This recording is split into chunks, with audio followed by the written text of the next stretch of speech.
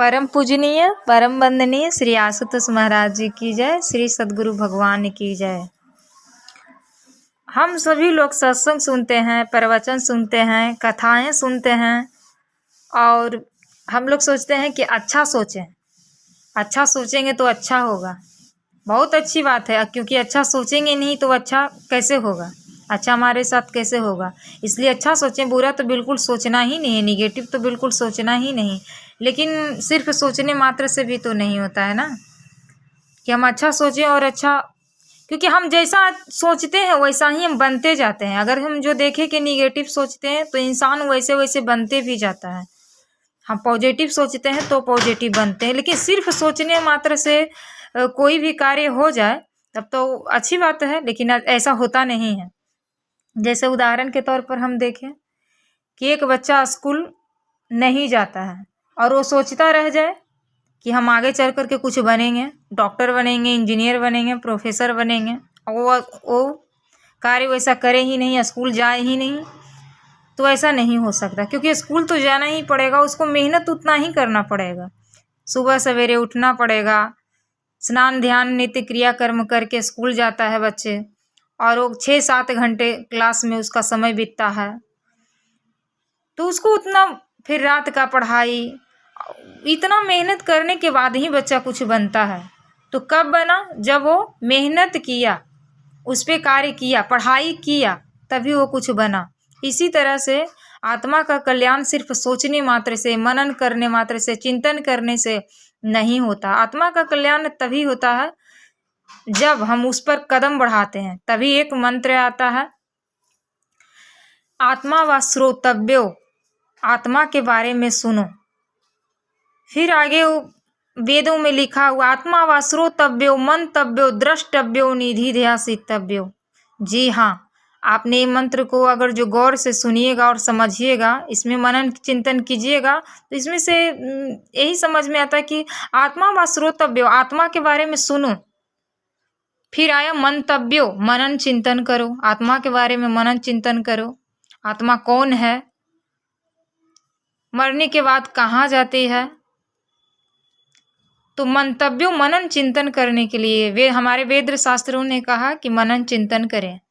फिर उन्होंने कहा श्रोतव्यो, जी हाँ श्रोतव्यो, आत्मा के बारे में सुनो, मनन करो, चिंतन करो। द्रष्टव्यो, तीसरा चरण में उन्होंने कहा श्रोतव्यो। पहली चरण में आत्मा व श्रोतव्यो, दूसरी चरण में मंतव्यो, मनन चिंतन करे, और तीसरे चरण में उन्होंने बोला द्रष्टव्यो। जी हाँ, द्रष्टव्यो, दर्शन करना होगा, तभी आत्मा का कल्याण होगा। हम लोग सोच रहे हैं कि बस कथा सुन रहे हैं, प्रवचन सुन रहे हैं, सत्संग सुन रहे हैं, पूजा कर रहे हैं, पाठ कर रहे हैं, जप इत्यादि कर रहे हैं, धर्म स्थान पे जा रहे हैं, दान कर रहे हैं, और हम सोच रहे हैं कि बस मेरा इसी से मेरा आत्मा का कल्याण हो जाएगा। लेकिन भक्ति यहाँ पर परिपूर्ण नहीं होता है दोस्तों। भक्ति यहाँ पर बिल्कुल भी परिपूर्ण नहीं होता, क्योंकि सिर्फ ये सोच लेने से हम सोच लें कि हम धार्मिक हो गए हैं, आध्यात्मिक हो गए हैं, तो ऐसा नहीं होता है।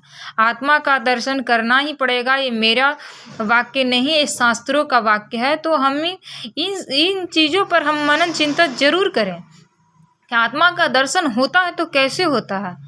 फिर उन्होंने चौथे चरण में बताएं, द्रष्टव्य को बात बताएं, निधि ध्यासितव्यो। जी हाँ, निधि ध्यासितव्यो का मतलब होता है निस्दिन ध्यान करना। आत्मा दर्शन करने के बाद निस्दिन ध्यान करना पड़ता है, तब हम जाकर के असली मायने में भक्ति कर रहे हैं। तब हमने अपने आप को समझना चाहिए कि हाँ, हम भक्ति कर रहे हैं। और यहीं से हमारा प्रेम स्टार्ट होता है, अपने प्रभु से, अपने गुरु के चरणों से लगाव तभी होता है जब हम आत्मा का दर्शन करते हैं। और उसके बाद आगे चलते, तब मुझे क्या, सभी को एक साहस एक अंदर से मिलता, नहीं मेरे साथ मेरे प्रभु हैं। तब जाकर के प्रेम का विस्तार होता है और विश्वास आगे बढ़ते जाता है। दृढ़ विश्वास तभी बन पाता है। हम बिना दर्शन किए हुए कैसे हम समझ लेते हैं कि हम भक्ति कर रहे हैं, हम किस जगह पर खड़ा हैं और हम आध्यात्मिक हो गए। तो ऐसा नहीं होता है। पहले आत्मा का दर्शन करना ही होता है। पहले सत्संग सुनिए और कथाएं सुनिए, आत्मा के बारे में सुनिए। आत्म जागृति होना चाहिए, अंदर से भाव जागृत होना चाहिए कि हम भगवान का दर्शन करें, हम श्री राम का दर्शन करें, हम कृष्ण का दर्शन करें, वो तत्व स्वरूप से दर्शन कराते हैं, ऐसे पूर्ण गुरु का खोज करें। और अगर जो आपको ऐसे आत्मा दर्शन कराने वाले, परम ज्योति स्वरूप आत्मा का दर्शन कराने वाले, क्योंकि रामचरितमानस में कहा गया है सहज रूप प्रकाश भगवाना। जी हाँ, सहज रूप प्रकाश भगवाना।